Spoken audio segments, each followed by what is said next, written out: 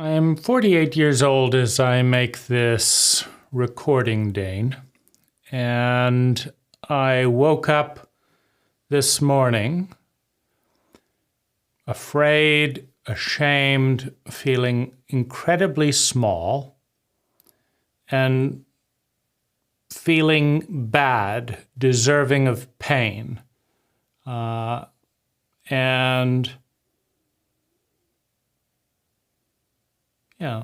filled with the physiology of shame. It was tender, fragile, an ache in the belly, thoughts of paranoia, mostly not wanting to be seen. And I want to tell you what I believe is going on here and why. When we were young, we had birth trauma. Mom fell off a bicycle when we were in her belly and landed on her belly. So there's pre-birth trauma. But Sherilyn also mentioned that for no particular reason, she just felt overwhelmed with rage at one moment and threw us on the floor at age 3. And most of my early memories are of an explosive or overwhelming or traumatic nature. Mom and dad fighting, the dog chasing me through tall grasses, the kindergarten teacher sending us down into the cellar in the dark for symptoms of hyperanxiety, right? When you're very anxious, you move around, it's hard to concentrate. These are traumatic symptoms, right? But a psychologically illiterate teacher trains psychologically, or a psychologically illiterate culture trains psychologically illiterate teachers, right? So our godmother, Mary Louise, was our godmother and our tormentor in kindergarten, right? Go down into the dark cellar where you will be eaten by witches, right? And to highlight the point, reading stories of Baba Yaga the witch, right, that eats little children, right? Mom taking us out into the forest and leaving us there until we burst into tears of terror and overwhelm. And then laughing about it, right? Mom saying she's going to leave and never come back. Dad hitting us. Dad pulling our ears. Dad in a rage. Dad whipping us with a belt. Mom and Dad hitting us. Mom and Dad hitting us with a breadboard, right? Right? There's a pattern here. And for a sensitive child, that pattern is absolutely terrifying.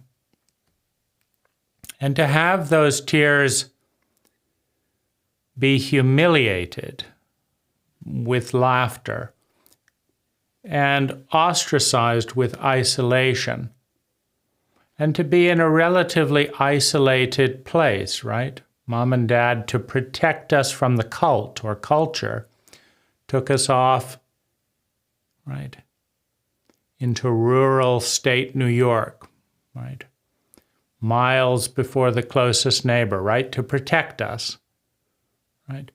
But what it really did was isolate us when we were traumatized psychologically and physically. Was we were all alone, right? And that theme is there throughout early childhood. Now,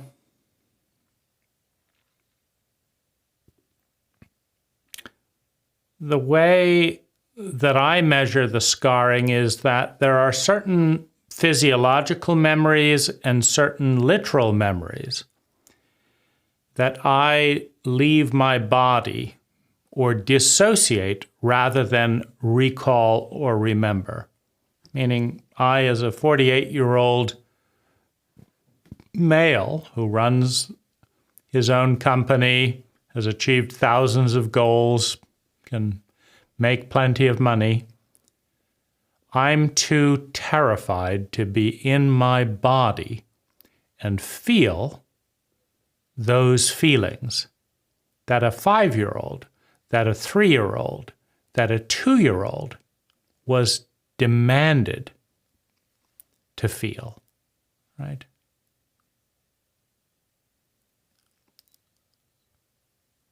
Little me had to feel things that big me does not know how to make sense of or deal with. I'm terrified of that territory, right? So I end up abandoning that little part, directly, indirectly, right? I eat food to avoid those feelings. I watch movies to avoid those feelings. I do things compulsively to avoid those feelings. I don't want to look at that part of me. So after being banished and shamed by the two people and teachers that were supposed to show love and empathy, there's so much pain and terror and loneliness in that little boy that it overwhelms me to feel it, and I go ahead and abandon him as well. So that's the source of the original wound and the source of why it continues, right? It is a horrific territory, right? And I'm a coward, right? When you're raised by cowards, right?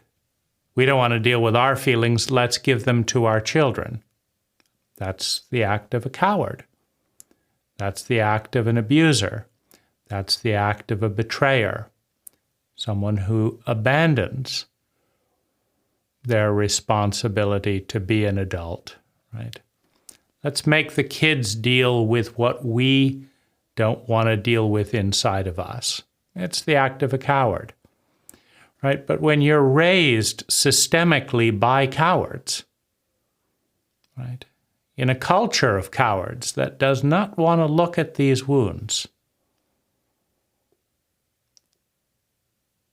one learns cowardice. I have learned to be a coward from the cowards around me. And I have not learned to be a hero for that little boy from the cult around me. I've learned to push it into the past, gloss over it, not trouble anyone with it, because I am in a cult of cowards. We are a cult that does this to children and has done this to children for generations.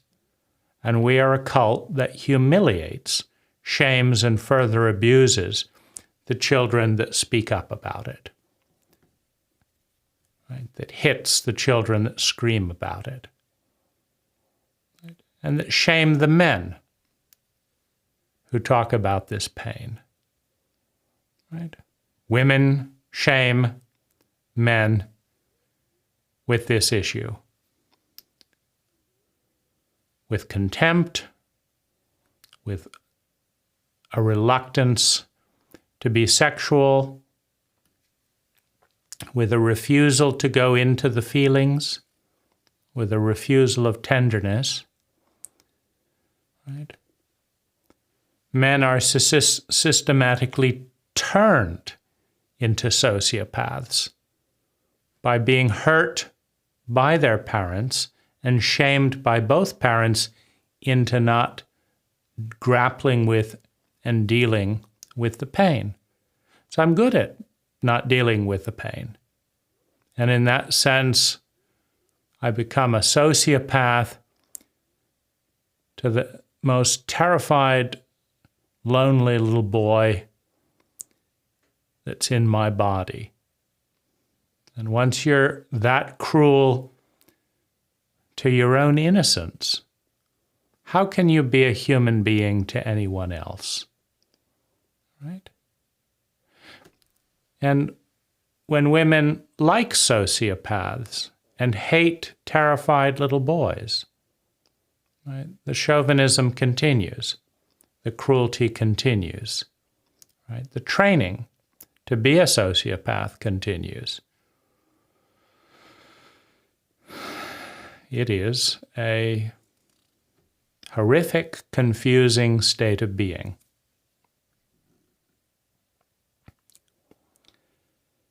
Now, today I tolerated a little bit of that to be present. I feel scared, terrified in my body. I'm afraid of being seen. I didn't go out dancing tonight, right, because it felt overwhelming to have this in my body and have somebody see it, right?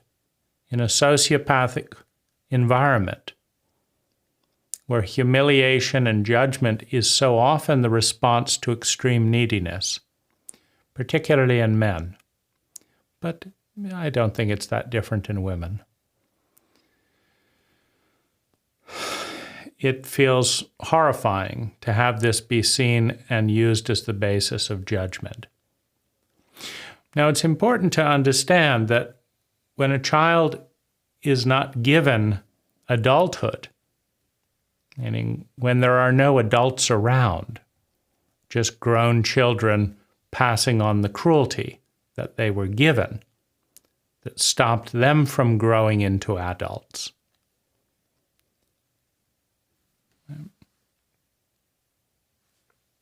It doesn't get healed and integrated. The only question is how numb is it? How much pain, right, is being buried?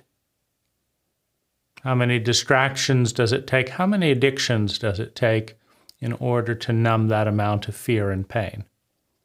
Right? Because the world wants a happy person, and the world does not want to do the things that create happy people, right? A little bit schizophrenic, a little bit insane. We want happy, cheerful people, but we want to beat the shit out of you when you're young. We want to bury it and avoid dealing with it. And we want that sociopathic behavior to result in cheerful, positive, witty, funny people who make us laugh and have an easy sex with us so that we can avoid our own feelings, right? That's what we want. Right? It's not what we produce, it's what we say we want, right? But what we produce is sustained intergenerational cruelty. So, I'm not fully confident in my ability to function with this in my body. I'm not fully confident about being able to love that little boy when he comes up, right? I'm afraid of that little boy much as my parents were afraid of me, right? And this is how it gets passed along, right? If I had kids of my own, I would be giving this pain and this fear to them in some way, which is why I've chosen not to have children, right? It's incredibly cruel to have children when all this unresolved dynamic is waiting to be downloaded into the innocent mind of a child. Makes it a little bit harder when you're not giving it, right? You're given a toxic load. If you just pass it on, then they have to deal with it, right? If you don't have children, right, then it's left there. There's no one to give it to, so it's a little bit more uncomfortable. But that seems like the right thing to do. So I feel I deserve to be punished. Now, this is a thread I've noticed throughout recent years. Like, why do I torment myself in various ways? Why won't I let myself enjoy a nice night's sleep, for example? Why will I race thoughts, right? Why won't I enjoy the ecstatic state of meditation? Right? Because a lot of these insights came up as in response to that question. I'm so frantic to avoid ecstatic states of peace. Why? Right? Because this little boy believes that he deserves to be punished, and that if he doesn't punish himself, he'll be punished by God, be punished by the giants that have already abused him. He hopes that by punishing himself, he'll take the shock element out of the punishment. They want him to be in pain. But if he does it himself, maybe it won't surprise him the way that being hit out of the blue is so terrifying. So he does it, and he wants to keep doing it, right? He doesn't understand in a traumatized state that things have moved on. It's also important to understand that as a psychological defense, no matter how cruel, how sadistic the outer world is to a child, the only one innocent, the only one not at fault, will always blame themselves. And once having decided that the reason I'm being abandoned, the reason I'm being beaten, the reason I'm being humiliated, once having decided that the reason is that I'm bad and because I deserve it, that becomes an identity, a pattern of thinking, feeling, speaking, doing, and being. And once the ego says, I am bad, I deserve to be punished, once that gets deeply ingrained as part of the survival element of the identity, then it looks for reasons to reaffirm. All egos, all identities, all cults, cultures, all people look for evidence that confirms their self-image, that confirms their identity. So we look for things that make us a bad person. We look for things that make us worthy of being punished. And we look for people and situations to punish us.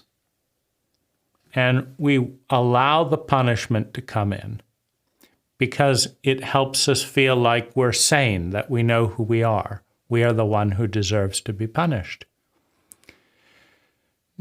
Now, looking on the outside, this is insane. But looking at a dissociated, traumatized child, this is completely sane. Right? It is completely sane that a traumatized child would not want to antagonize their abuser and would take the blame for the incompetence of the cult that refuses to teach parents how to parent. Right? We've been doing that for thousands of years. We're continuing. Right? It's massively ineffective, profoundly cruel, and we do it again every day. We all participate in a cult that does not require any parent to learn anything about parenting. Right? You have a penis, you have a vagina, go ahead, raise an innocent child. So that is exactly how that will happen statistically. It's also true that in a cult that shames and humiliates and attacks people for crying, particularly boys, for telling the truth about these horrible things, that is merciless when perceived weakness, a sociopathic cult will attack vulnerability and weakness with bullying, with humiliation, with ostracization. We don't welcome the truth about our cruelty at a birthday party, or anywhere else for that matter, right? If we tell the grown-ups in our life and hint at the cruelty, and they get scared and avoid us after that, which is a common experience in our cult, common in our experience, again, we get the message there's something scary about us, not that there's something scary about a cult that raises grown men and women without the courage to protect a child, right? The disgust of such a cult goes inward. Right? It's a disgusting cult, but the child feels disgusting. And then another part comes in and buries it all and says, no, I'm fine, to protect, to accommodate the abuser. The abusive cult, so happy, what a nice little boy, right? So productive and cheerful. Why don't you be more like that? Bury it all down. Right? So the lie gets deeply ingrained. I'm a bad person. I deserve to be punished. Nobody wants to see that. I don't want to see that. Right? So then meditation or peaceful moments come, and the fear, that terrified little boy in there starts wondering that we're going to see how ugly he is and how shameful he is. I'm going to see him. I'm terrified. I feel like it's a taboo, right? I deserve to be punished just for seeing him. He deserves to be punished if I see him, because part of what we demand of our abuse survivors in our cult is that they not let anyone see them, so as not to make the abuser feel bad, and so as not to make the cult uncomfortable about its levels of sociopathic cruelty, right? And it will be punished, that wounded part, if it speaks, if it breaks its silence and talks out about the abuse, right? What did parents in the United States do when their children reported sexual abuse by a Catholic priest? They punished their children. They asked them to apologize to the priest. They got scared and anxious, right, that they were going to go to hell. They got scared and anxious that people weren't going to invite them to the party, and they sacrificed their children. They sacrifice their friends, right, their children. Don't confront the authority, right? What did the Catholic Church do, right? They hire attorneys, they try and intimidate the children, right? It is a cult of cruelty and cowardice in so many levels that doesn't want, like all cowards, to actually acknowledge its cruelty and cowardice, right? At least you could be mature enough as a cult to acknowledge how pathologically cruel, how mind-numbingly cruel it is to say as a grown-up, I've got all these skills and resources, but this is too much for me to deal with. Let me give this to a 3-year-old. And then blame them for the fallout, right? Mature, kind, intelligent, empathic, human? No, we're talking reptilian, sociopathic cruelty and a profound level of stupidity. Right? So that's our cult, a cult that doesn't want to look at its shadow. Right? You know, cowards are too cowardly to acknowledge their cowardice. Right? Big surprise. But what a difficult equation to give to a 3-year-old. Right? Right? The Old Testament doesn't help. Right? Dad enjoyed reading that. So that's where this comes from. That's why it's here.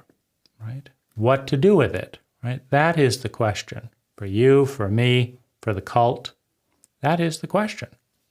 For the next generation, it's going to keep happening until one generation figures out what to do with it.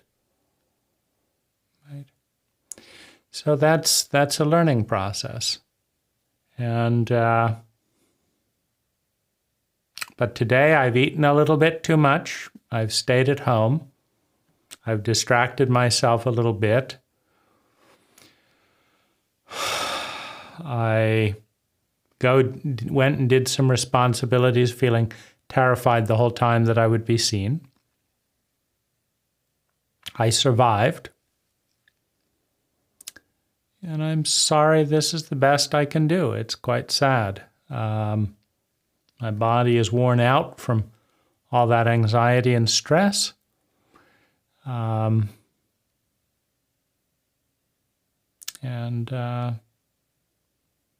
guess change begins with at least mental understanding, right? So now we both know what's going on, right? Maybe when I start meditating again after this, there'll be a little bit less terror of dropping down into that place and being seen.